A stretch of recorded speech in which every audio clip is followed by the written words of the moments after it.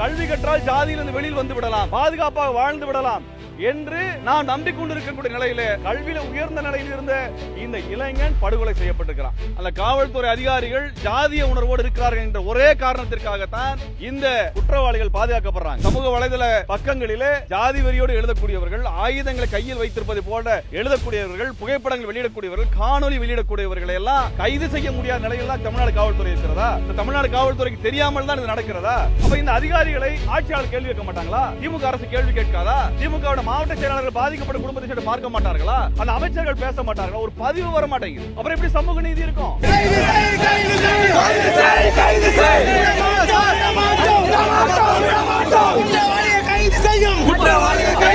இந்த படுகொலைக்கு உடனடியாக நீதி கிடைக்கணும்னா இந்த பெட்ரோல் கைது செய்யப்பட வேண்டும். இந்த ஆணவ படுகொலை தடுப்பதற்கு சிறப்பு சட்டம் வேணும். அது கேட்பாங்க, இந்த ஆணவ படுகொலை சிறப்பு சட்டம் வந்தா எல்லாம் சரியாயிருமா? இதுவரைக்கும் எதுவும் சரி பண்ணலையே. நாங்க சட்டத்தை நம்பி தானே போக வேண்டியிருக்கு. காவல்துறை நம்பி இருக்க முடியாது, அதிகாரிகளை நம்பி இருக்க முடியாது, ஆட்சியாளர் நம்பி இருக்க முடியாது என்றால் நாங்கள் சட்டத்தை நம்பி தான் இயங்க வேண்டும்.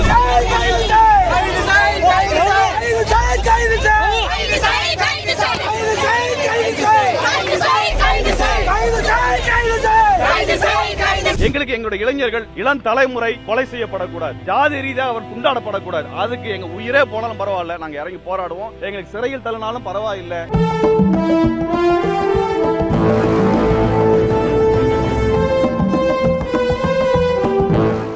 நெல்லையிலே மென்பொறியாளர் கவின் மிக கொடூரமாக படுகொலை செய்யப்பட்டிருக்கிறார். ஆணவ படுகொலை நிகழ்ந்திருக்கிறது. 4 நாட்களாக போகக்கூடிய சூழலில் இந்த கொலைக்கு சூத்திரதாரியாக இருந்த கவினை படுகொலை செய்த சுர்ஜித்தினுடைய பெற்றோர்கள் இதுவரை கைது செய்யப்படல. அந்த பெற்றோர்களினுடைய ஆதரவில் இந்த படுகொலை நடந்திருக்கிறது. அவங்களுடைய ஆதரவு இல்லாமல் இந்த படுகொலை நடப்பதற்கு வாய்ப்பில்லை. இருப்பதிலே மிக மோசமான விஷயம் என்னன்னா, அந்த 2 பேருமே, பெற்றோர்கள் இருவருமே காவல்துறையை சார்ந்தவர்கள். இந்த கொலை நடந்து கிட்டத்தட்ட 3 நாட்களாக அந்த கொலையாளிகள், அந்த காவல்துறையை சார்ந்த பெற்றோர்களாக இருக்கக்கூடிய அந்த கொலையாளிகளினுடைய புகைப்படம் கூட இன்னைக்கு வரைக்கும் வெளியில வரல. நாம் என்ன கேட்கிறோம்னா, புகைப்படத்தை வெளியிடல என்ன பிரச்சனை காவல்துறைக்கு? தமிழ்நாடு காவல்துறைக்கு இந்த கொலையாளிகள், குற்றவாளிகளுடைய புகைப்படத்தை வெளியிடல என்ன பிரச்சனை? ஏன் குற்றவாளிகளை தமிழ்நாடு காவல்துறை உயர் அதிகாரிகள் பாதுகாக்கிறார்கள்? ஒரு கேவலமான ஒரு சாதிய வெறியோடு ஒரு படுகொலை நடந்திருக்கிறது.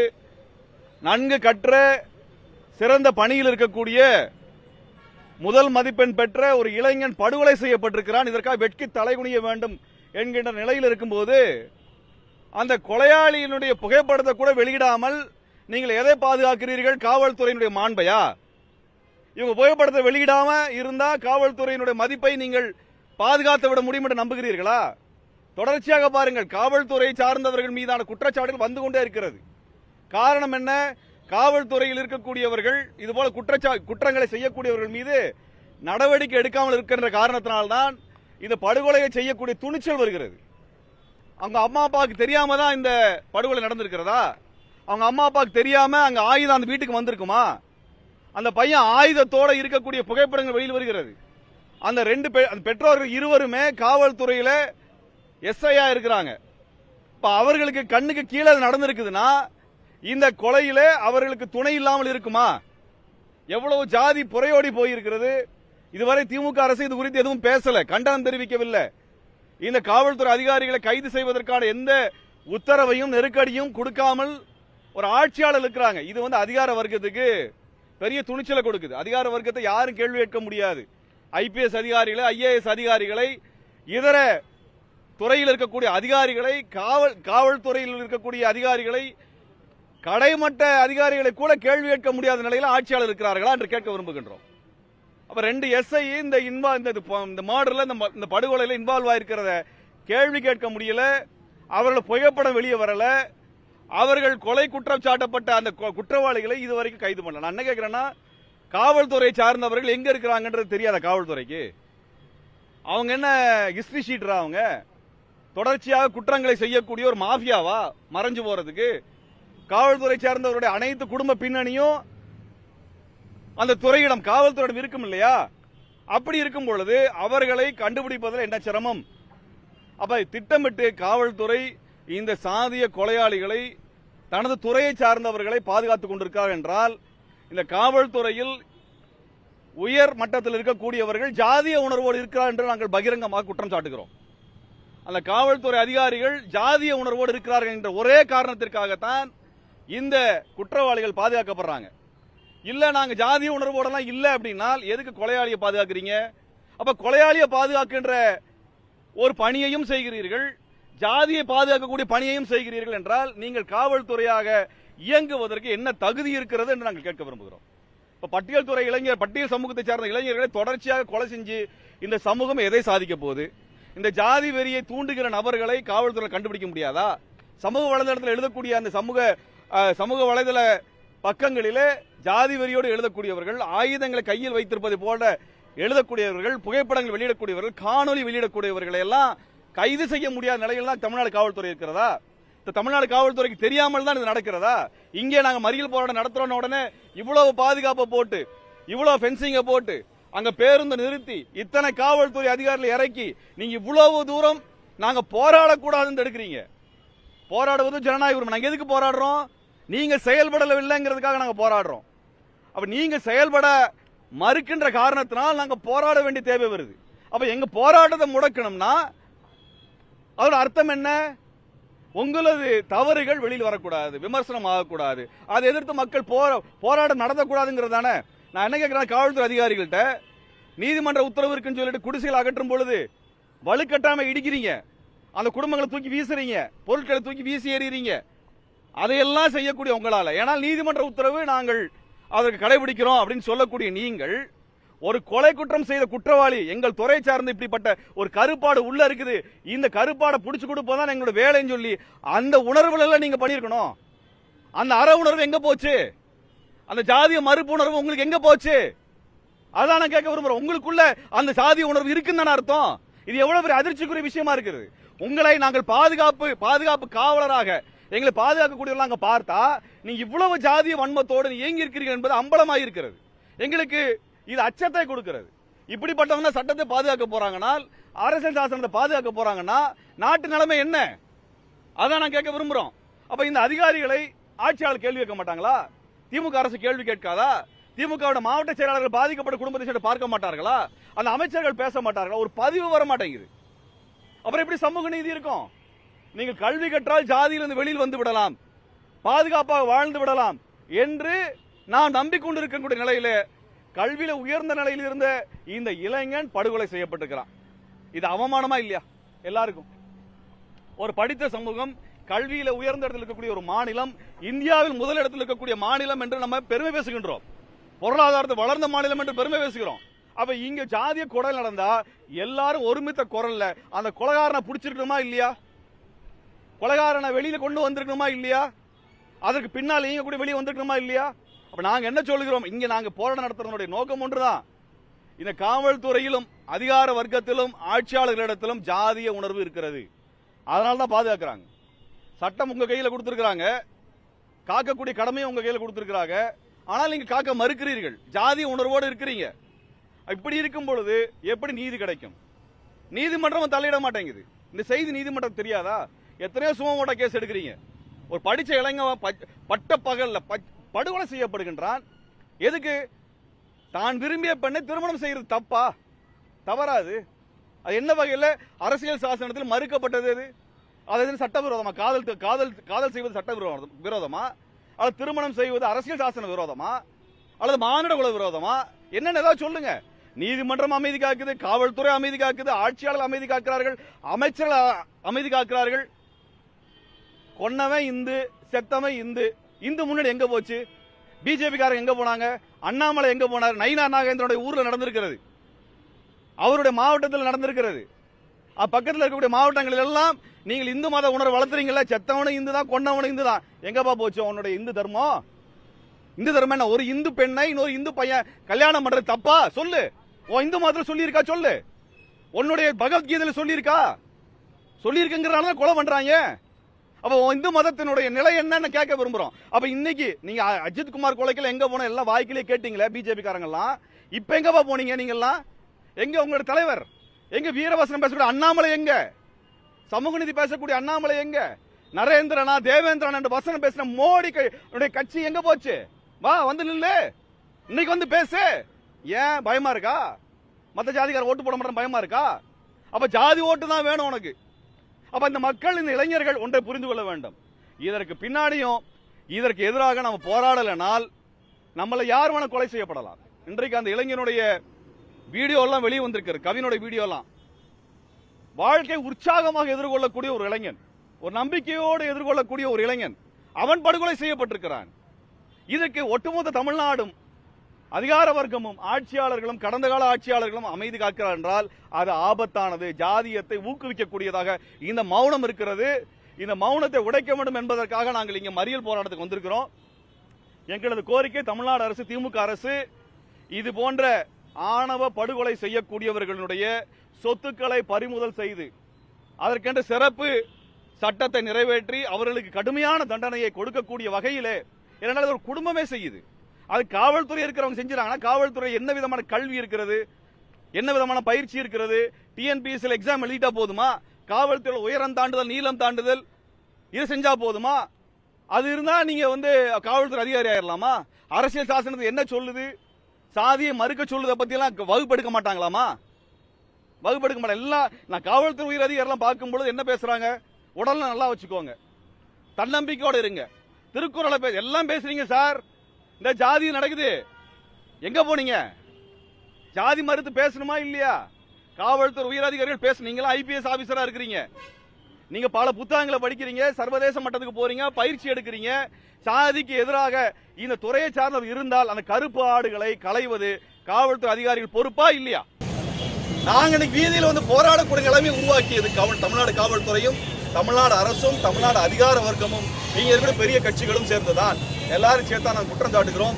ஆக எங்களுடைய கோரிக்கை, உடனடியாக அந்த பெற்றோர்கள் வன்கொடுமை தடுப்பு சட்டம் போட்டிருக்கே உடனே கைது செய்யப்பட வேண்டும், பணியிலிருந்து நீக்கப்படணும். அது மட்டும் இல்ல, அவர்கள் தங்கள் தொலைபேசிகளிலும் இதர வழிகளிலும் பிற அதிகாரிகளை தொடர்பு கொண்டிருப்பாங்க. இது சதி திட்டம் அவங்க வீட்டில் திட்டமிடப்பட்டுதான் நடந்திருக்கு, எதேச்சே நடக்கல. திட்டமிடப்பட்டு நடத்தப்பட்ட படுகொலையில யாரெல்லாம் அதிகார மட்டத்தில் இன்வால்வ் ஆயிருக்கிறாங்க அவர்கள் மீது நடவடிக்கை வேணும்.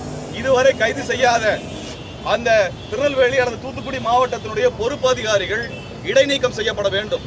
ஏன்னா அவங்க தகுதி கிடையாதுங்க. அவங்களுக்கு அந்த இந்த அரசியல் சாசனத்தை பாதுகாப்பதற்குரிய எந்த தகுதியும் அவங்களுக்கு கிடையாது. கொலை நடந்து 3 நாளா பார்த்துருக்கிறோம். நான் 3 நாள் கழிச்சு தான் 4வது நாள் நாங்கள் போராட்டத்துக்கு வர்றோம். இது வரைக்கும் உங்களால பண்ண முடியலன்னா நீங்க எதுக்கு சார் இருக்கிறீங்க? எதுக்கு மிடுக்கா இருக்குதா போதுமா உங்களுக்கு? அப்ப நாங்க உங்களை நம்பி தானே அந்த சமூகத்தில் வாழ்றோம். 10 மணிக்கு மேல டீ கடை திறக்க கூடாது, 10 மணிக்கு மேல ரோட்ல போக கூடாது, கைலி கட்டி இருக்க கூடாது, முடி வெட்டினா என்னன்னு கேள்வி கேட்பீங்க, காதுல கடுக்கன் போடுற பசங்களை பார்த்தா என்னன்னு கேள்வி கேட்பீங்க. 1000 கேள்வி கேட்கறீங்களே. 10 மணிக்கு மேல டீ வித்தாலே நாட்டுல ஏதோ கலவரம் வந்துடுன்ற அளவுக்கு பேசுறீங்களே. இந்த கொலைக்கு யார் பொறுப்பு? யார் பொறுப்பு?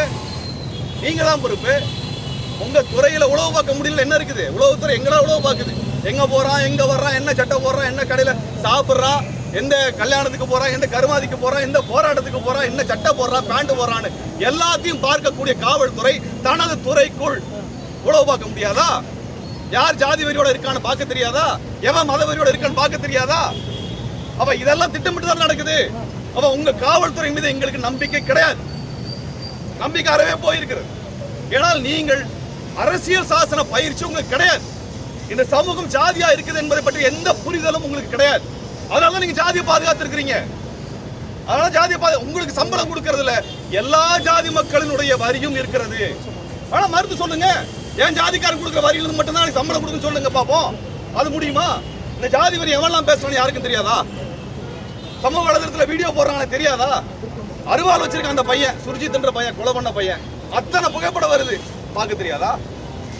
பார்க்க தெரியாதுன்னா அவர் போருக்கு போறாரு. அவரு பெரிய மன்னர் பரம்பரை போருக்கு போய் நாட்டை காப்பாத்துக்கு போறதுக்கு கத்தியை தூக்கி வச்சிருக்காரு. அது காவல்துறையோட சார்ந்த பெற்றோர்களுடைய பையன் இந்த கத்தியை வச்சிட்டு இருக்கிறான். ஏன் காவல்துறை அதை அனுமதிச்சது? அப்ப இதெல்லாம் தெரிஞ்சுதாங்க நடக்குது, தெரியாமலாம் நடக்கலைங்க. இங்கதான் ஜனநாயகம் இருக்குது, சமூக நீதி இருக்குது அப்படின்னு சொல்லி நம்மளே ஏமாத்தி கொண்டு நடக்குது. இதுக்கு எதிராக எல்லா மக்களும் போராட வர வேண்டும். எல்லா மக்களும் போராட வரணும், எல்லா கட்சிகளும் போராட்டத்தில் இறங்கணும். அஜித் குமாருக்கா எல்லாம் போனீங்க, எல்லா தலைவர்களும் போனீங்க, இதுக்கு ஏங்க சார், இதுக்கு ஏன் போக மாட்டேங்கிறீங்க, இதுக்கு ஏன் பேச மாட்டேங்கிறீங்க? அதிகாரத்துக்கு ஆசை இருக்கிறது, பதவிக்கு ஆசை இருக்கிறது, எல்லாத்துக்கும் ஆசை இருக்கிறது. ஆனால் சமூக நீதி சம்பந்தமா களத்தில் இறங்குவதற்கு தயாராக இல்லை என்றால் அவர்களை நாங்கள் என்னவென்று சொல்வது?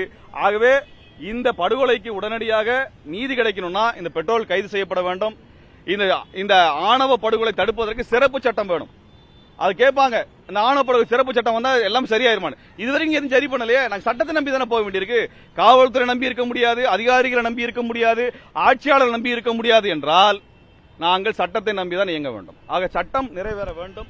அந்த அடிப்படையில் இது போன்ற கொலையாளிகளை இனிவர காலத்தில் தடுக்கக்கூடிய வகையில் அனைவரும் போராடி நீதி நிலைநாட்டுவதற்கான போராட்டத்தை நடத்த வேண்டிய சூழல் இருக்கின்ற காரணத்தினால் அந்த சட்டத்தை கேட்கிறோம். சட்டத்தை கொண்டு வரல என்ன தப்பு இருக்குதுங்கிற கேள்வி நாங்கள் முன்வைக்கிறோம். சட்டம் கொண்டு வர வேண்டாம் என்றால் அதற்கான காரணத்தை திமுக அரசு பகிரங்கமாக வெளியிட வேண்டும் என்பதை இச்சமயத்தில் நாங்கள் முன்வைக்கின்றோம். இது தொடக்க கட்ட போராட்டம், தொடர்ச்சியா போராட்டம் நடத்துவோம். இன்னும் அந்த பெற்றோரை காப்பாற்றணும்னு நினைச்சீங்கன்னா இன்னும் தீவிரமான போராட்டத்தை நாங்கள் அறிவிச்சு பண்ணியிருக்கிறோம். இன்னும் அறிவிக்காம நாங்கள் செய்வோம். அறிவிச்சு பண்ணாதான் எல்லாத்தையும் மறிக்கிறீங்க. அறிவிக்காம நாங்கள் செய்யறோம். அறிவிக்காம தானே கொலையெல்லாம் நடக்குது, நீங்களே பாதுகாக்கிறீங்க. இன்னும் அந்த பெற்றோர்கள் நீங்க கைது பண்ணாம இருந்தீங்கன்னா, காப்பாத்தினீங்கன்னா, சார்ஜ் ஷீட் முறையாக செய்யப்படாமல் இருந்ததென்றால் தொடர்ச்சியான போராட்டம் நடக்கும். எங்களுக்கு எங்களுடைய இளைஞர்கள், இளம் தலைமுறை கொலை செய்யப்படக்கூடாது, ஜாதி ரீதியாக அவர் துண்டாடப்படக்கூடாது. அதுக்கு எங்க உயிரே போனாலும் பரவாயில்ல, நாங்க இறங்கி போராடுவோம். எங்களுக்கு சிறையில் தள்ளினாலும் பரவாயில்லை. எங்களை சிறையில் தள்ளினீங்கன்னா நீங்க சட்ட விரோதிகள் என்பது நிரூபணம் ஆயிரும். ஆகவே எல்லாத்தையும் தயாராக தான் நிக்கிறோம். நாங்க இந்த வாக்குக்காகவோ தேர்தலுக்காக வரக்கூடியவர்கள் அல்ல, மக்களுக்காக வர்றோம். எங்களுக்கு மக்கள் தான் முக்கியம், இளைஞர்கள் தான் முக்கியம். இந்த மக்கள் இந்த சமூக அநீதியிலிருந்து விடுதலை ஆவதற்கு நாங்கள் போராட்டத்தை தொடர்ச்சியாக முன்னெடுப்போம் என்பதை சொல்லிக் கொள்கின்றோம். எந்த குற்றவாளி கைது செய்யப்பட்டிருக்கிறாங்க? பெற்றோர்கள் கைது பண்ணிருக்காங்களா? பெற்றோர் ஏன் கைது படலங்கிறத கேள்வி. சிபிசிஐடி மாத்திட்டுங்க, எதுக்கு வேணா மாத்திட்டோம். ஆனால் பெற்றோர்களை கைது செய்ய முடியலையா? அவங்க கண்டுபிடிக்க முடியலையா? ஸ்காட்லாந்து யாருன்னு சொல்றீங்களா, ஏன் கண்டுபிடிக்க முடியலன்னு கேட்கிறோம் நாங்க. அப்ப அதனாலதான் எங்களுடைய கேள்வி, ஏன் பெற்றோர் கைது பண்ணல? உங்களுக்கு ஏன் இவ்வளவு பிரச்சனை வருது? சாதாரண பிக் பாக்கெட் அடிக்கிறவனை 50 ரூபா அடிக்கிறவனுக்கு போட்டோ எடுத்து வெளியே போறீங்க, குண்டாஸ் போடுறீங்க, வழிப்பறி கேஸ் போடுறீங்க. இந்த அதிகாரிகள் போட்டோவெல்லாம் பாதுகாக்கிறதோட பண்ணி என்ன செய்ய போறாங்க எனக்கு ஒன்றும் புரியல. ஆகவே இதுக்கு எதிரான போராட்டம் நிச்சயமா நடக்கும். தோழர்கள் போராட்டம் இன்றைக்கு அறிவித்திருக்கிறோம். தொடர்ச்சியான போராட்டம் முன்னெடுக்கப்படும் என்பதை தெரிவித்துக் கொள்கின்றோம். காவல்துறை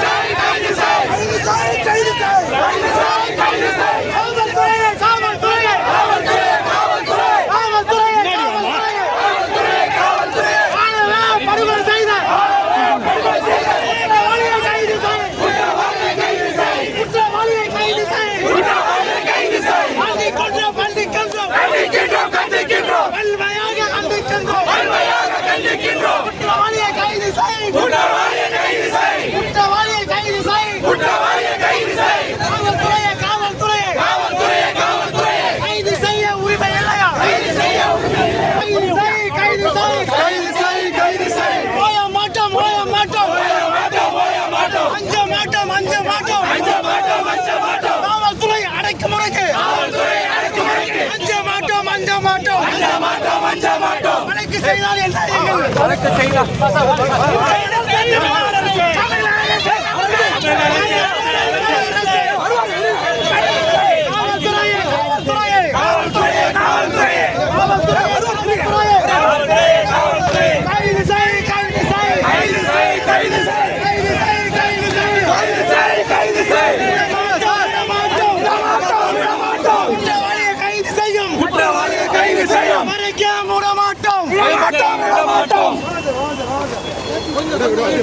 கைது செய், கைது செய், கைது செய், கைது செய், குற்றவாளி கைது செய், கைது செய், கைது செய், ஆணவ படுகொலை செய்திட்டு, ஆணவ படுகொலை செய்திட்டு, குற்றவாளி கைது செய்.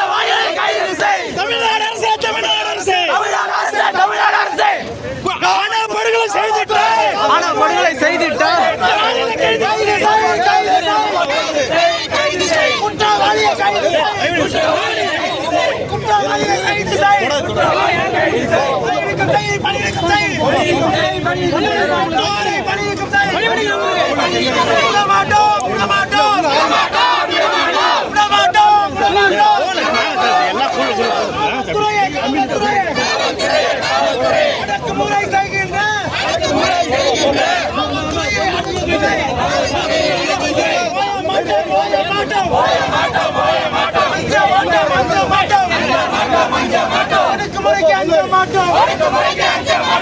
They are murderers. There shouldn't be any impunity of the police atrocities. What is the demand for it, sir? What is your demand for it? Our demand is to arrest them immediately and bring a special act on the honor killing of the caste violence. It will continue, sir. The protest. Definitely protest will continue.